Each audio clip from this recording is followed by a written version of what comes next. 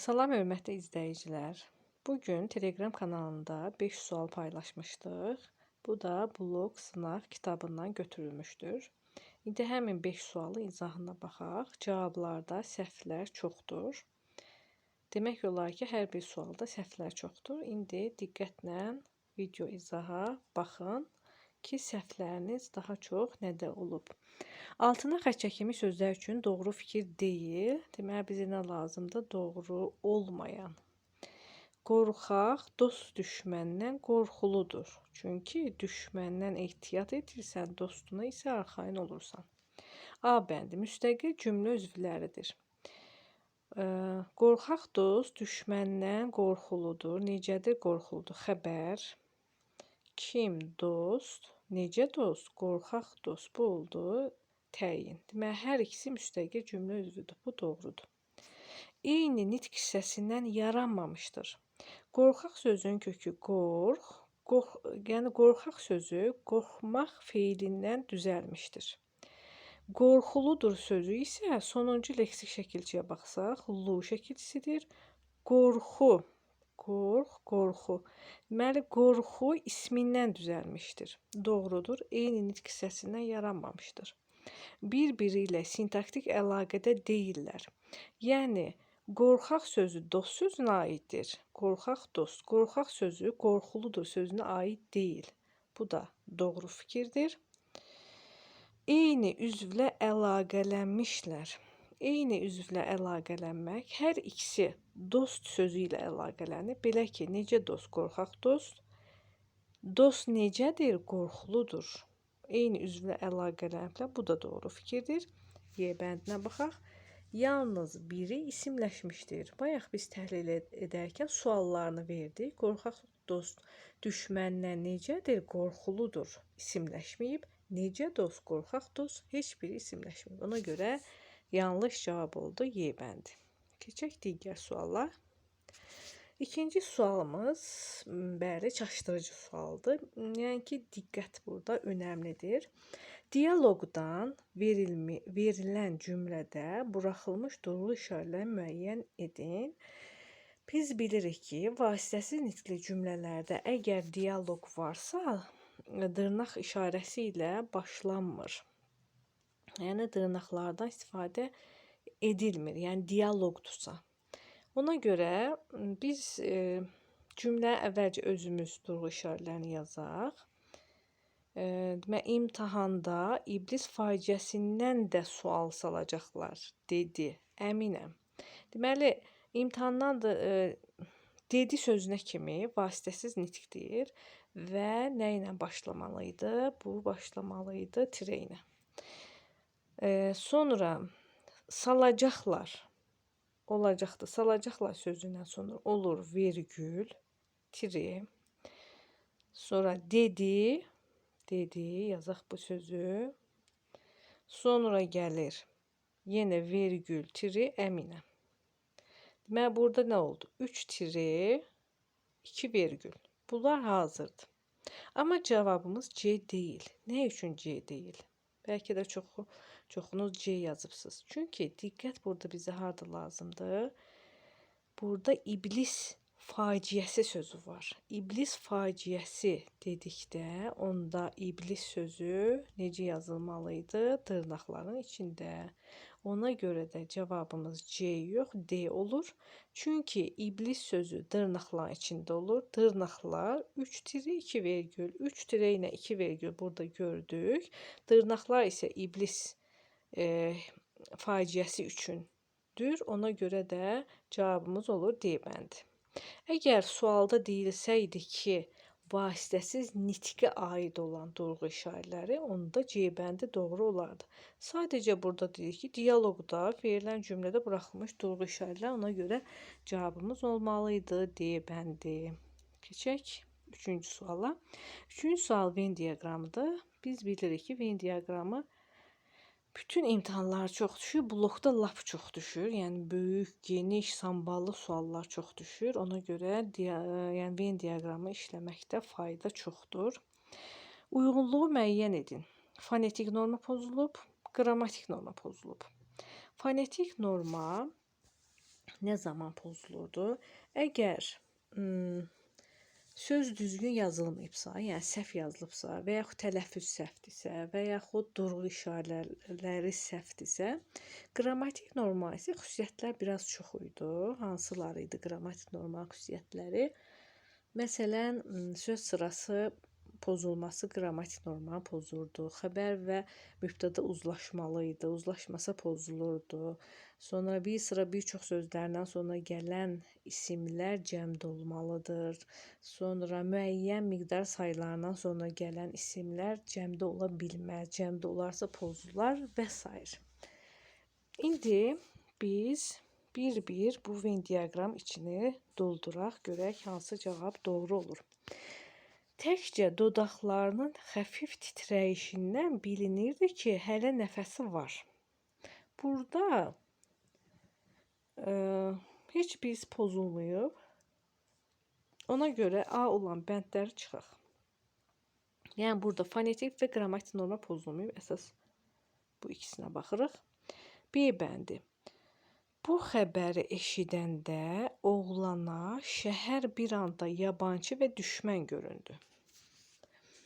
Burada pozulan söz sırasının pozulmasıdır. Bu xəbəri eşidəndə şəhər, baxın bu mübtədadır. Kimə düşmən? Oğlana. Baxın bu oğlana tamamlıqdır, şəhər isə mübtədadır. Mübtəda tamamlıqdan əvvəl gəlməlidir. Söz sırası pozulub burada. Bu 3-ə yazaq B və görürük ki, yazılışda səhv yoxdur. Yəni fonetik norma pozulmayıb. Sonra keçək C bəndinə. Ömründə söz alıb danışmayan Əminə xala elə bil bunu gözləyirdi. Burada görürük ki, qrammatik norma pozulmayıb, amma bir dənə fonetik norma pozulub. Əvvəlcə siz baxın görək siz tapa bilirsinizmi? Fonetik norma harda pozulub? Yəqin ki, tapdınız. Burada elə bil sözündə əvvəl və sonra vergül yazılmaz. Çünki bilirik ki, bənzətmə bildirən modal sözlərdən və yaxud ara sözlərdən əvvəl sonra vergül yazılmır. Ona görə burada C hansına aiddir? Fonetik normaya aiddir. Sonra keçək D bəndinə. Uşaq hər iki gözlərini qapıya zilləyib həyəcanla soruşdu. Burada görürük iki gözlərini yazılıbdır. Bayaq qeyd etdim ki, yuxarıda əgər müəyyən miqdar sayılarından sonra gələn isimlər cəmdə olarsa, onda qrammatik norma pozulub. Biz görürük ki, 2 müəyyən miqdar sayıdır, amma gözlər yazılıb. Demək, burada qrammatik norma pozulub. Və bir dənə də fonetik norma pozulub. Fonetik norma harda pozulub? Siz tapın əvvəlcə. Yəqin ki, tapdınız. Həyəcan yox. Necə yazılmalıdır uşaqlar bu söz? Həyəcan. Ona görə burada hər ikisi var. 2-də olacaq D. Yəni ortaq hissə D olacaq. Bu gecə çox qatma qarışıq bir yuxu gördüm. Burada isə səhv yoxdur.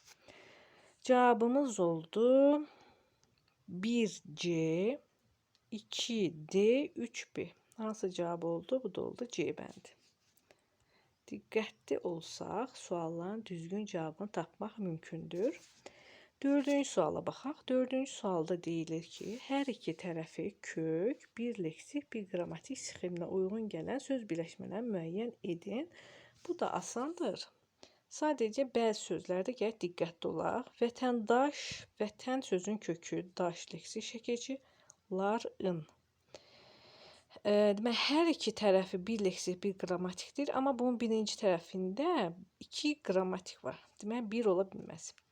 Biliyin göstəricisi, sözün kökü bilmək, bilik leksik, bir leksik, bir qrammatik, demək, in qrammatik, göstərmək sözün kökü, ici leksik, si isə qrammatik, bir leksik, bir qrammatik. 1 oldu 2. 2 hər ikisinə uyğun gəldi. Sonra inancı artdıqca, sözün kökü inanmaq, bir leksik, bir qrammatik, yəni C leksik, I qrammatik, artdıqca, sözün kökü artdıqca isə feili bağlama şəkilsi. Deməli, bu ödəmədir. Bəzəyi çıxaranda, Bəzəmək sözün kökü. Bəzək bir leksik, i isə nəyi? Qrammatik, bir leksik, bir qrammatik. Bu uyğun gəlir. İkinci söz çıxaranda, çıxmaq sözün kökü. Ar leksik, anda isə qrammatik. Bu da uyğun gəldi hər ikisi. Beşinci söz birləşməsinə baxaq. Dəmirçinin, dəmir sözün kökü, çi leksik, nin qrammatik. Narahatlığı, na leksik, rahat sözün kökü, lıq, bir də ı. Deməli, bu da uyğun gəlmədi. İkinci söz uyğun gəlmədi. Cavabımız oldu 2, 4, Y bəndi. Keçək 5-ci, sonuncu sualı. Hansı cümlədə həm təsviflənən, həm də təsviflənməyən feillərə rast gəlinir?